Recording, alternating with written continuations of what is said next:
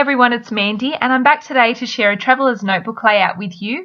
I'm working with the Felicity Jane Megan collection today, and this layout is going to be a fairly quick and simple one to put together. So if you're looking for some inspiration, if you're new to documenting in traveller's notebooks and you're looking for some ideas about just easy layouts to put together, this would be a great one to scrap lift. I use fairly minimal supplies. I really just use one patterned paper, 3 journaling cards, so they're the 3x4 journaling cards. I do some stamping and I use a few enamel dots, and that's it. So, you really don't need a heap of supplies to get started documenting in your traveller's notebooks. If you've accumulated some scrapbooking supplies over time, just dig into those and see what you can find, because you will generally be able to find something that you can use in your traveller's notebooks. Okay, so what am I doing on this page? I've started by covering the left-hand side of the spread with that beautiful floral patterned paper. Felicity Jane floral patterned papers are always my favourite. They're always so beautiful, and I knew before I got started on this page that I wanted to use that to cover one side of the spread. And what I really love about that is that not only is it really pretty, but it also helps to introduce all of those colours that I want to use on this spread. And I think also it makes quite an impact for a little amount of work. Because it's quite detailed and pretty, I really don't need to add too much else to that page. As you can see, what I decided to do was just use one of those 3x4 journaling cards, and I've picked one with the word beautiful on it. And I'm just going to adhere that to the centre of the page.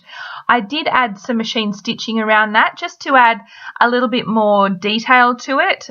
You don't have to do that, but if you don't have a sewing machine, you could hand stitch around it, or you could add some ink around it. You could hand draw some stitching lines, just something just to help it to stand out from that background a little bit.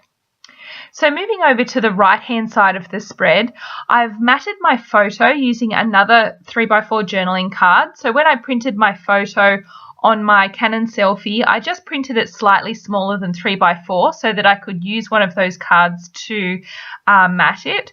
And then I've used another journaling card to add my typed journaling to.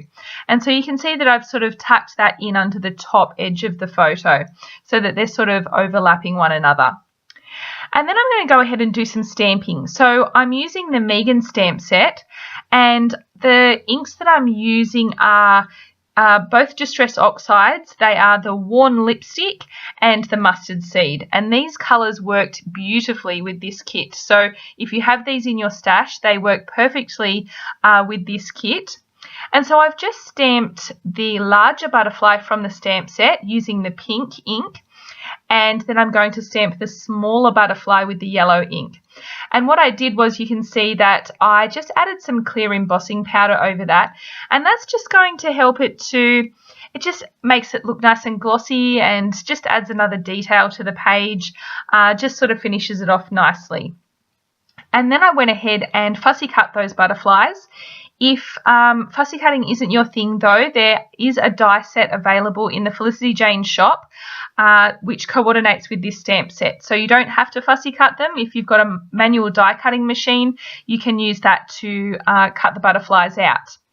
So now I'm just positioning them around my photo, and I decided to tuck one under that top left hand corner of the photo, and I just wanted to make sure that that wasn't overlapping the journaling but also wasn't too close to the centre of the page, because I didn't want to hinder the notebook from closing.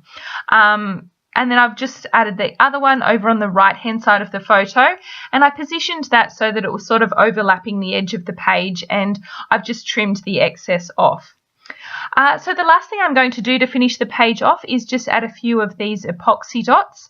These were from the Sarah kit, so that was last month's kit, and that's going to finish the page off. So thank you so much for joining me here today. I hope that you enjoyed seeing how this page came together. I've got some close-ups here at the end. If you enjoyed this video, please give it a thumbs up and consider subscribing if you haven't already, and I will see you in my next video. See you then. Bye.